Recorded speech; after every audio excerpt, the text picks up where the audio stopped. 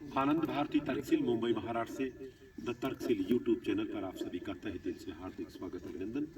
आनंद भारती तर्कशील उर्फ राम भरोस मौर्य का अभिवादन स्वीकार करें। आज यहाँ दरअसल केराकत में एक गौशाला है और गौशाला का जो देख रेख कर रही है माननीय संध्या जी हैं, उन्हीं के माध्यम से यहाँ आने का एक अवसर मिला है और करीबन ये 5-6 महीने से चर्चाएं चल रही थी यहाँ की। और आज मेरा दरअसल बम्बई जाने का एयर टिकट भी है, लेकिन थोड़ा समय था तो यहाँ पर मैं पहुँचा हूँ। बड़ा अच्छा लगा ये देख करके। पहली बात तो अच्छा ये है कि बाजू में नदी का किनारा है और यहाँ पर देख रहा हूँ तमाम गाय है और वगैरह वगैरह यहाँ है और इसकी देख रेख माननीय सुजीत जी कर रहे हैं अगर देखा जाए तो, क्योंकि मैं देख रहा हूँ यहाँ पर देख रेख करने का आप ही काम कर रहे हैं।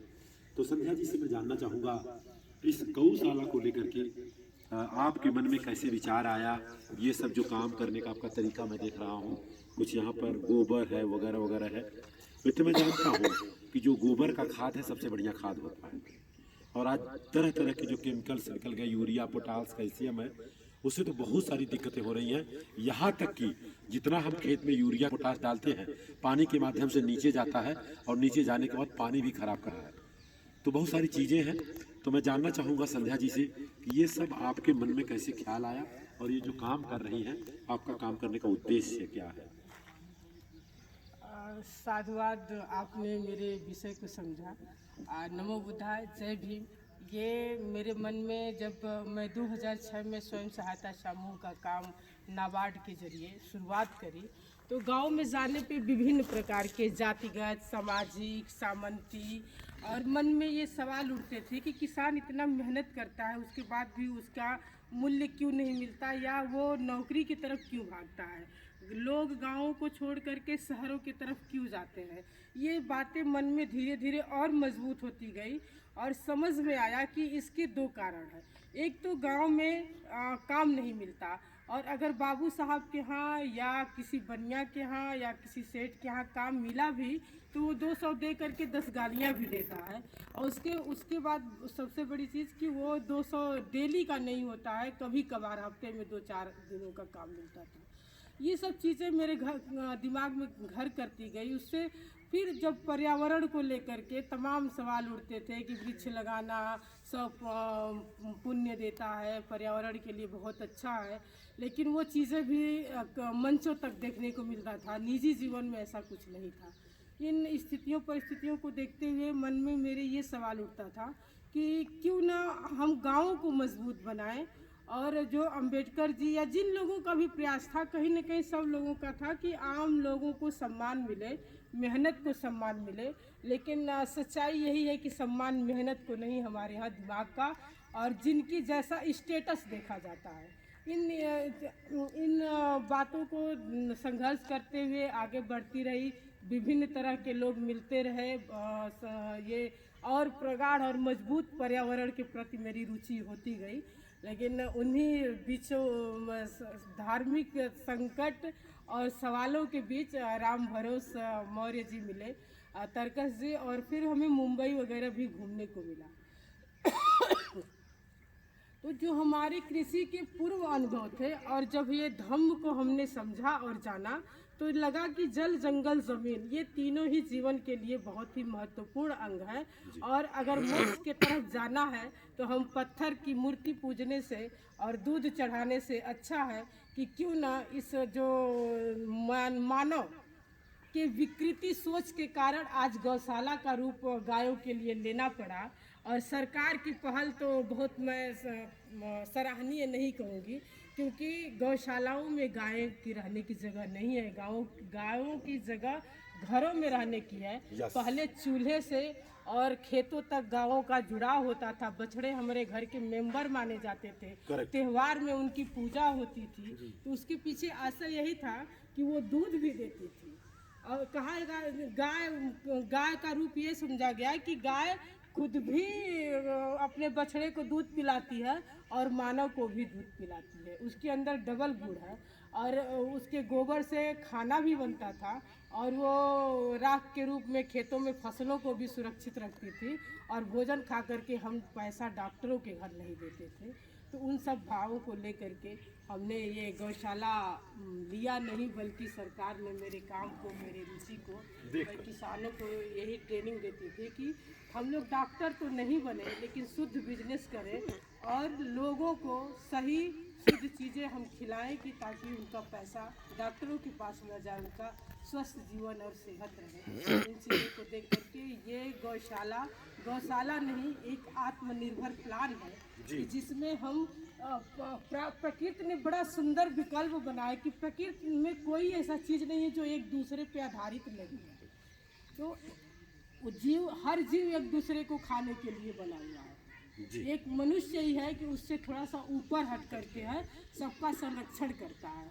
तो ये देख करके जैसे मैं मान लीजिए हमने गऊ पाला, गऊ का गोबर उपयोग में हुआ, दूध तो यहाँ भी वो नहीं देती है। उनके जो उससे गोबर के जरिए जो है इनके चारा का प्रबंध हुआ। उसी ये जो बकरियां हैं, उस जो गाय नहीं खा पाती उन चीज़ों को हमारी बकरी खाती हैं। और जो बकरी का गंदा होता है वो अभी आगे और भी प्लान है कि यहाँ एक कड़कनाथ जो मुर्गा आता है, ताकि इनके सफाई का काम, जो इनके किलनी मिलनी सब निकलती हैं या जो कीड़े होंगे वो खाने का काम करेंगी, तो सफाई का, तो यानी कि एक तरफ सफाई भी और एक तरफ से वो बिजनेस का जरिया भी हो सकता है। तो कोशिश है कि लोग शहरों की तरफ न भाग करके जाएं और कोरोना जैसे प्रकृति में स्थिति न डेवलप हो। तो एक बीघे का किसान वो करोड़पति है, वो किसी मालिक फैक्ट्री के मालिक से कम नहीं है। उस तरह का एक किसानों का सम्मानित जीवन हो और रोज उनके घरों में 1500 रुपया है।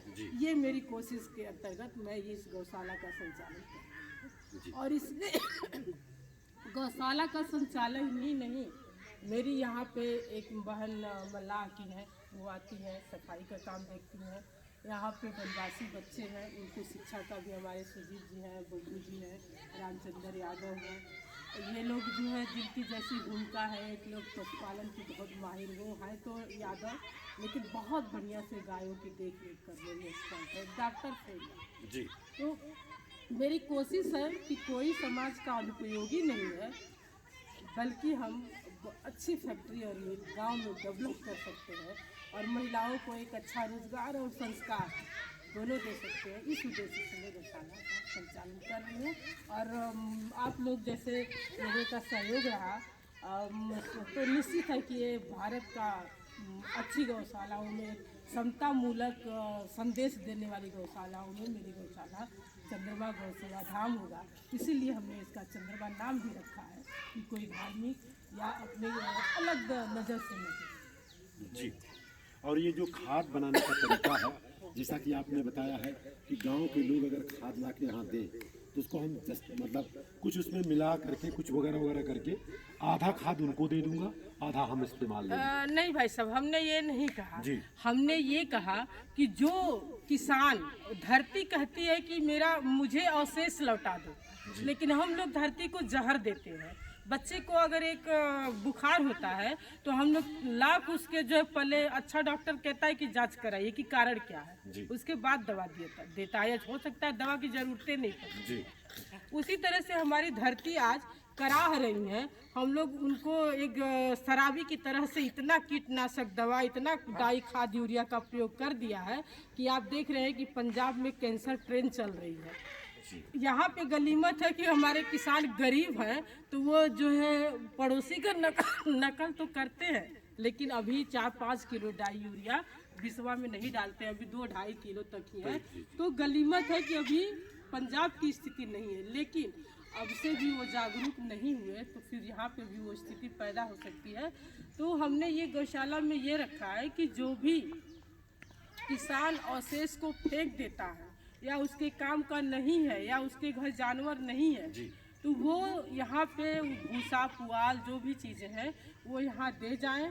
और अगर उनका 1 कुंटल है कचरा, तो उस 1 कुंटल कचरे के बदले में तैयार डाई यूरिया, यहाँ जीवामृत, घनामृत, जो कि फसलों के पोषक के लिए भी और कीटनाशक के भी काम आएंगे, तो इस तरह की वो अपने दिए हुए सामान के बदले यहाँ से अच्छी चीज़ें ले जा करके और अपने खेत में डाल सकते। बहुत बहुत धन्यवाद जी। सुजीत जी यहाँ का देख रेख कर रहे हैं आप, मिला जुला कितने दिन से है मैं जानना चाहूँगा?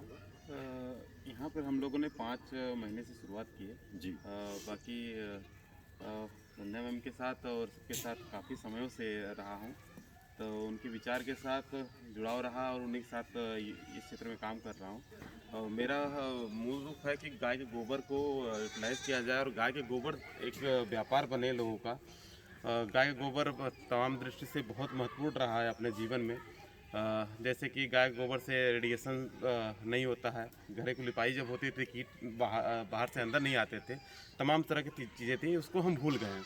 तो मेरा है कि मैं Jaipur Rajasthan Kumarappa national handmade paper institute से गाय के गोबर से पेंट बनाने की ट्रेनिंग लेके आया। उसके बाद तमाम तरह की दिए हो गए, धूप बत्ती हो गई, इस तरह की प्रोडक्ट बना के जो मार्केट में लोग तमाम फैक्ट्रियाँ अलग अलग दामों में, बड़े बड़े दामों में बेचती हैं और वो शायद दुष्प्रभाव भी हैं, वो केमिकल के साथ काम कर रही हैं।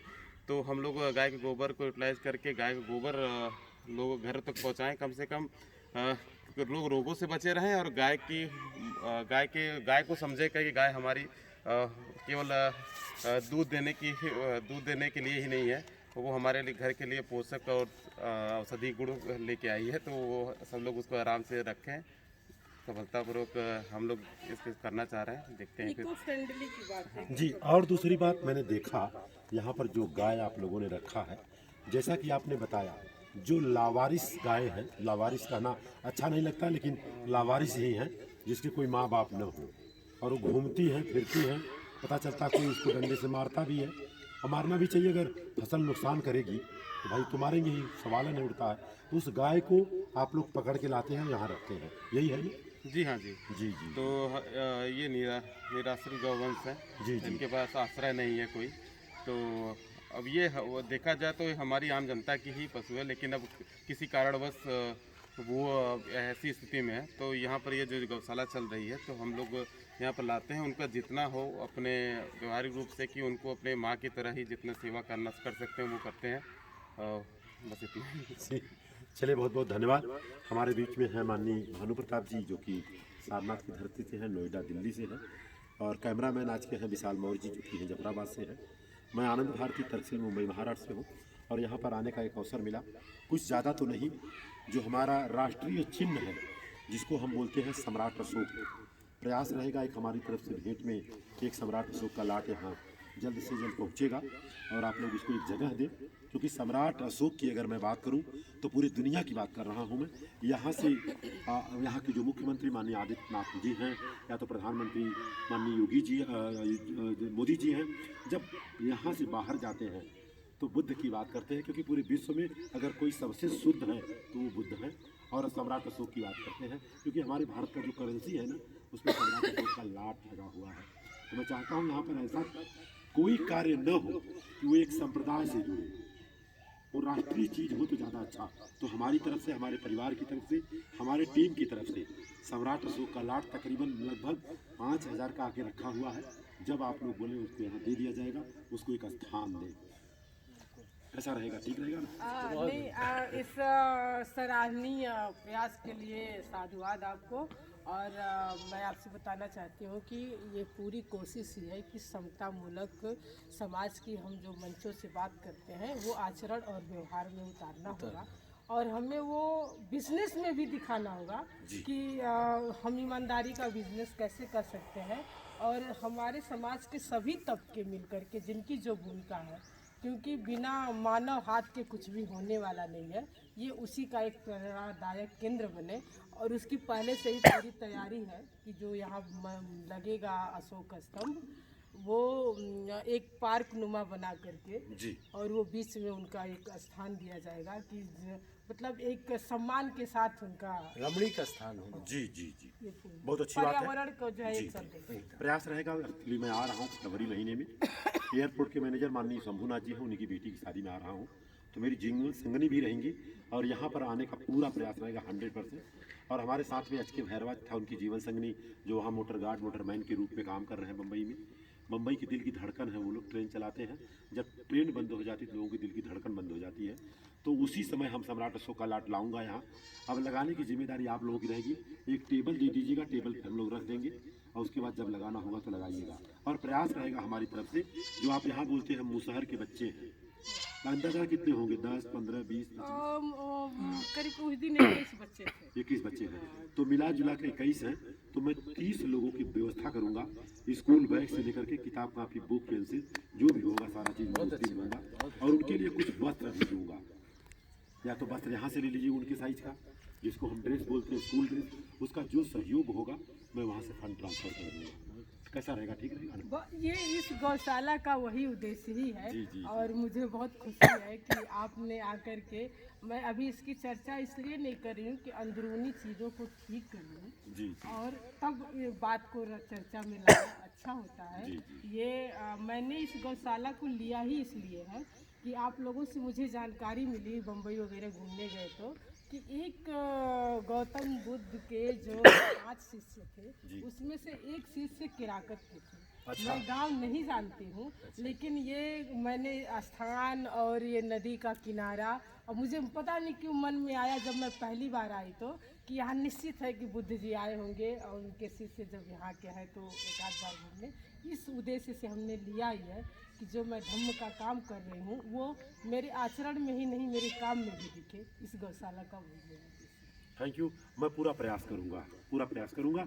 इसी के साथ मैं और हाँ, एक बात और कहना चाहूँगी कि मेरी एक कोशिश है कि ये कृषक टूरिज्म धम्म के रूप में विकसित हो, और जो लोग 5 स्टार होटलों में जाते हैं वो एक दिन की रात्रि यहाँ गुजारे और प्रकृति का आनंद ले। वो भुना हुआ चना, वो आलू, वो सतुआ नहीं, जो आलू वो आग में भून करके बाटी चोखा बनता है। और यहीं पे बगल में एक नाला भी है नदी से, तो उसमें है कि सुंदरीकरण करा करके एक नाव का जो है वो व्यवस्था किया जाए।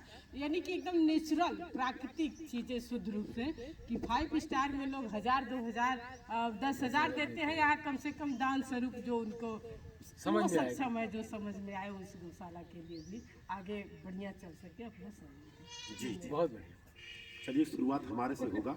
जिस दिन मैं यहाँ आऊँगा दोपहर का समय दूंगा और उसमें बट्टी चोखा लगेगा। यहाँ के गांव के लोगों को जो 10, 20, 25, 50 लोग, उसका जो भी सहयोग होगा वो सहयोग भी मैं दूंगा। इसी बहाने कम से कम एक वो हो जाएगा। और जितने बच्चे हो, चाहे जो हो, जिस संप्रदाय से हो, जिस जात पात से, हमको कुछ लेना देना नहीं। बट्टी चोखा का कार्यक्रम होगा। आप बता दीजिए कितनी संख्या है, क्या लागत लगेगी। लागत हम देने को तैयार हैं। हो सकता है कि नहीं हो सकता? हो सकता है। और अगर आपने खाना खिलाया तो यहाँ के जो अगल बगल के लोग हैं नाराज होंगे, खुश होंगे। और हमारी तरफ से जो बताया, बच्चे के जो गरीब बच्चे हैं उनको यूनिफॉर्म दे दीजिएगा। एक बैग जो जैसा लायक हो, पेग है, पेंसिल है, किताब है, बुक है, उसका जो सहयोग होगा हम मैडम के फंड में ट्रांसफर कर देंगे। ठीक है, फरवरी महीने में होगा ये। इसी के साथ बातों को विराम दे रहा हूँ। आप सभी का मंगल हो, आप सभी का कल्याण हो। Thank you.